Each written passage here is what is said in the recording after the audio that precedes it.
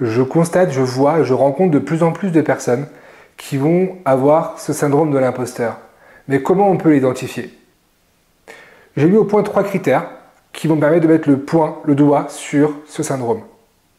Si vous avez peur d'être démasqué, peur du jugement des autres, ou peur de ne pas être assez compétent, ou encore d'être ridicule en passant à l'action, il y a de fortes chances que vous soyez atteint du syndrome de l'imposteur.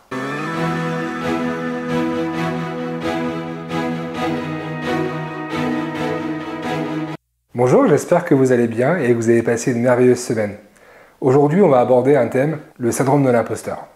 Dans cette vidéo, je vais vous donner 3 axes qui vont vous permettre de sortir de ce syndrome.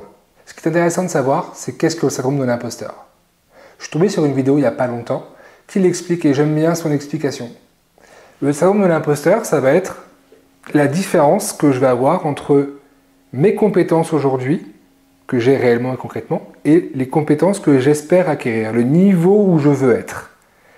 Et la différence qu'on a entre les deux, c'est ce qui va nous permettre de pouvoir progresser, mais c'est aussi ce qui va nous permettre de pouvoir prendre conscience, on va prendre conscience du travail qu'on doit effectuer pour pouvoir monter notre niveau. Notre cerveau est fait comme ça, c'est-à-dire que je vais avoir un niveau d'exigence, une fois que je l'aurai atteint, je vais réaugmenter le niveau d'exigence, etc., etc., etc. C'est notre moyen, à nous, en tant qu'humains, de pouvoir évoluer et progresser. J'ai un exemple concret pour pouvoir l'illustrer d'ailleurs. Admettons que vous passiez l'épreuve du bac et pendant un an, vous n'avez absolument rien fait, rien révisé et vous n'avez aucune connaissance pour pouvoir aller au bac. Dans quel état vous allez vous sentir le jour du bac? Stressé, angoissé, la peur, le fait de ne pas y arriver, d'être jugé. Tous ces émotions, ces sentiments vont prendre le dessus et vont vous mettre dans un état de mal-être profond. Or, si durant toute l'année, vous aviez travaillé, vous aviez appris vos leçons, vous étiez prêt pour ce jour, dans quel état vous seriez dans ce cas précis, le jour de l'examen? Souvent plus serein. Alors certes, peut-être un peu stressé, mais beaucoup plus serein par rapport à la première situation. C'est aussi comme ça que va fonctionner le syndrome de l'imposteur. Il va nous obliger à nous entraîner, à nous exercer, à essayer de continuer à approfondir pour monter de plus en plus nos compétences. Le premier point que je voulais aborder avec vous, c'est également le fait de se comparer aux autres. Le fait de se comparer aux autres, c'est dramatique. C'est dramatique parce que vous n'êtes pas quelqu'un d'autre, vous êtes vous-même. Il y a 2 typologies de personnes. On va voir ceux qui vont faire sans réfléchir et sans se comparer, juste ils vont faire, prendre de l'expérience. Et puis on va voir des personnes qui vont passer leur temps à se comparer. Le temps à dire je ne peux pas le faire parce que les autres le font mieux que moi. À votre avis, lesquels subissent le syndrome de l'imposteur? Forcément ceux qui vont se comparer. Parce qu'en se comparant, on ne peut pas avancer. Donc à un moment donné, prenez juste du recul et autorisez-vous à être. Autorisez-vous à faire. Autorisez-vous à vous planter, c'est pas grave, mais autorisez-vous à avancer. Regardez un petit peu, je suis sûr que vous avez une liste de tâches ou de choses que vous aimeriez accomplir sur lesquelles vous ne voulez pas aller parce que vous avez peur, dû au syndrome de l'imposteur. Je vous laisserai en sélectionner une et de la mettre en action le plus rapidement possible. Mettez-vous une deadline en fait. Le deuxième point, on va parler des peurs. Bien sûr que le syndrome de l'imposteur à la base est des peurs. La peur de ne pas être à la hauteur, la peur de ne pas être assez bon, la peur d'être ridicule, la peur du jugement. Alors juste, je vous rappelle au passage, ces peurs vous appartiennent, c'est votre jugement à vous. Alors oui, c'est facile de le dire comme ça. Mais encore une fois, la peur, elle est là pour donner un message. Si vous avez peur d'être ridicule, peut-être que vous pensez que vous n'avez pas assez travaillé. Peut-être que concrètement et réellement, dans les faits, vous n'avez pas assez travaillé pour pouvoir vérifier votre connaissance, pour vérifier ce que vous avez acquis. Il faut l'expérimenter, il faut faire. Il faut y aller. Donc autorisez-vous à poser la plus petite action possible pour commencer à expérimenter. Il y a également un troisième facteur que moi je vais appeler plutôt des facteurs psychologiques, de loyauté par exemple. J'ai accompagné une personne qui ne voulait pas faire, qui ne s'autorisait pas à briller. Par loyauté. Pas loyauté extérieure, pour sa propre loyauté à elle. Dans son système, il était inscrit et écrit qu'elle devait être la plus discrète possible. Surtout ne pas briller, surtout ne pas parler, surtout ne pas se faire remarquer. Or, cette personne avait forcément un désir ardent d'être reconnue pour tout ce qu'elle sait, être reconnue pour tout ce qu'elle a appris.